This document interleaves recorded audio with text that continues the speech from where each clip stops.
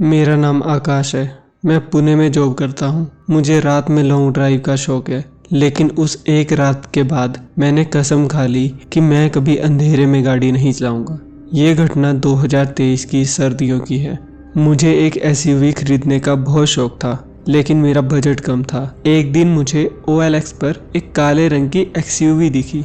कीमत बाजार भाव से बहुत कम थी। मैंने तुरंत मालिक को फ़ोन किया। मालिक ने कहा, गाड़ी एकदम नई कंडीशन में है, बस मुझे देश छोड़कर जाना है, इसलिए मैं जल्दबाजी में इसे बेच रहा हूँ। जब मैं गाड़ी देखने गया तो गाड़ी वाकई शानदार थी। बस एक अजीब बात थी, गाड़ी के अंदर मोगरे के फूलों की बहुत तेज महक आ रही थी, इतनी तेज कि उससे सर घूमने लगे। मालिक ने कहा वो मैंने फ्रेश परफ्यूम डाला है। मैंने बिना ज़्यादा सोचे डील पक्की कर ली। गाड़ी लेने के 3 दिन बाद मुझे काम के सिलसिले में मुंबई जाना पड़ा। रात के 11 बजे मैं पुणे मुंबई एक्सप्रेस पर था। गाड़ी में मैं बिल्कुल अकेला था। गाड़ी 100 की रफ्तार पर थी, AC चल रहा था और गाने बज रहे थे।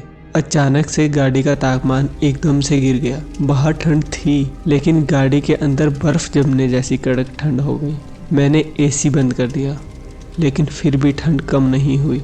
तभी गाड़ी का म्यूजिक सिस्टम अपने आप बंद हो गया और गाड़ी में सन्नाटा छा गया। और उस सन्नाटे में मुझे अपनी कार की पिछली सीट से एक आवाज़ सुनाई दी, हल्की सी सरसराहट, जैसे कोई लेदर की सीट पर अपनी जगह बदल रहा हो।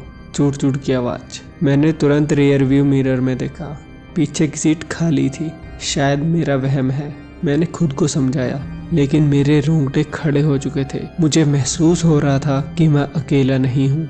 लोनावला के घाट शुरू हो चुका था और रास्ते पर अंधेरा था, और अचानक से गाड़ी के अंदर वो मोगरे की खुशबू फिर से आ गई। इस बार वो खुशबू ताज़ी नहीं थी, वो सड़ी हुई लग रही थी, जैसे बासी फूलों को किसी मरे हुए जानवर के साथ रखा गया हो। मेरा दम घुटने लगा। मैंने खिड़की खोलने के लिए बटन दबाया, लेकिन बटन ने काम नहीं किया। चारों पावर विंडोज लॉक हो चुकी थी, और तभी मेरे ठीक कान के पीछे से एक आवाज़ आई, एक औरत के रोने की आवाज़। मेरा दिल जोर जोर से धड़कने लगा। मैंने चिल्लाकर कहा, कौन है? लेकिन कोई जवाब नहीं आया। बस वो रोना अब हंसने में बदल गया। हूँ की आवाज़ ही में बदल गई। आवाज़ इतनी डरावनी थी कि मेरे हाथ कांपने लगे और स्टीयरिंग व्हील से मेरी पकड़ ढीली हो गई। गाड़ी डिवाइडर से टकराते टकराते बची। मैंने एकदम से ब्रेक मारा और गाड़ी को सड़क के किनारे रोक दिया। गाड़ी रोकते ही मैंने कैबिन की लाइट जलाई और पीछे मुड़कर देखा। पीछे कोई नहीं था, सीट बिल्कुल खाली थी। मैंने राहत की सांस ली और मैंने सोचा, मैं ही पागल हो गया हूँ। मैंने पानी पीने के लिए बोतल उठाई। जैसे ही मैंने पानी पीकर अपना चेहरा ऊपर किया और मेरे सामने वाले शीशे में देखा तो मेरी रूह कांप गई। शीशे में मेरा चेहरा दिखाई दे रहा था, लेकिन मेरे कंधे के पीछे पिछली सीट पर एक औरत बैठी थी। उसका चेहरा बिल्कुल ही डरावना था। उसके बाल बिखरे हुए थे और आंखें काली थी। उसने लाल रंग की साड़ी पहनी हुई थी। वो शीशे में सीधे मेरी आंखों की ओर देख रही थी, और फिर उसने अपना हाथ उठाया। उसका हाथ धीरे धीरे मेरे गले की तरफ बढ़ा। मैं हिल भी नहीं पा रहा था। ऐसा लग रहा था मानो किसी ने मुझे सीट से बांध दिया हो, जैसे स्लीपिंग पैरालिसिस में होता है। उसकी ठंडी सड़ी हुई उंगलियां जैसे ही मेरी गर्दन को छूने वाली थी, मैंने पूरी जान लगाकर हनुमान चालीसा का एक शब्द बोल दिया, जय। और एक झटके से मैंने गाड़ी का दरवाजा खोला और गाड़ी से बाहर कूद गया। मैं सड़क पर गिर गया। मेरी कोहनी छिल गई। मैं हाँफते हुए खड़ा हुआ और गाड़ी की तरफ देखा। गाड़ी अंदर से लॉक हो गई थी। इंजन बंद था और लाइट भी बंद हो गई थी। लेकिन थोड़ी ही देर बाद गाड़ी का हॉर्न अचानक से बजने लगा। पी पी की आवाज आने लगी, लगातार बिना किसी के दबाए। और मैंने देखा कि गाड़ी की भाप जमी खिड़कियों पर कोई अंदर से हाथ मार रहा है। छोटे छोटे पंजों के निशान शीशे पर बन रहे थे और फिर मिट रहे थे।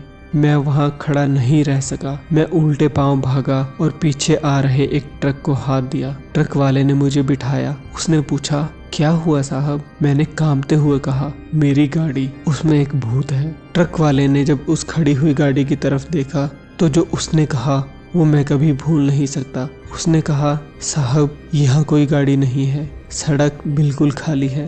मैंने मुड़कर देखा, सच में वहां पर मेरी गाड़ी नहीं थी, जबकि मैं उसे अभी छोड़कर आया था। अगले दिन पुलिस को मेरी गाड़ी लोनावला के घाट से 2 किलोमीटर नीचे खाई में मिली।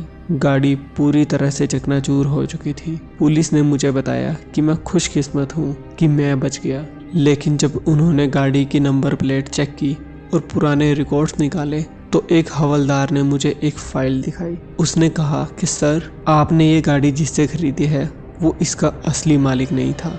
ये गाड़ी 1 साल पहले इसी एक्सप्रेस हाईवे पर एक्सीडेंट का शिकार हुई थी। इसमें एक नवविवाहित जोड़ा था। एक्सीडेंट इतना बुरा था कि लड़की का सर पिछले सीट के लोहे में फंसकर कट गया था। उसने आगे कहा उसके पति की लाश मिल गई थी, लेकिन उस लड़की का धड़ आज तक नहीं मिला। लोग कहते हैं कि वो आज भी अपनी गाड़ी ढूंढती है। मैंने वो गाड़ी कबाड़ में दे दी। मैंने सोचा किस्सा खत्म हो गया, लेकिन किस्सा खत्म नहीं हुआ। आज उस बात को 6 महीने हो चुके हैं। मैंने नई गाड़ी ले ली है, लेकिन आज भी जब मैं रात को ड्राइव करता हूँ और रियर व्यू मिरर में देखता हूँ तो मुझे कभी कभी पिछली सीट पर एक लाल साड़ी का पल्लू दिखाई देता है। और जब भी मैं अपनी गाड़ी में बैठता हूँ, चाहे कितना भी महंगा परफ्यूम क्यों ना लगा लूँ, थोड़ी देर के बाद मुझे वही सड़े हुए मोगरे की बदबू आने लगती है। वो गाड़ी तो चली गई, पर वो सवारी शायद मेरे साथ ही रह गई।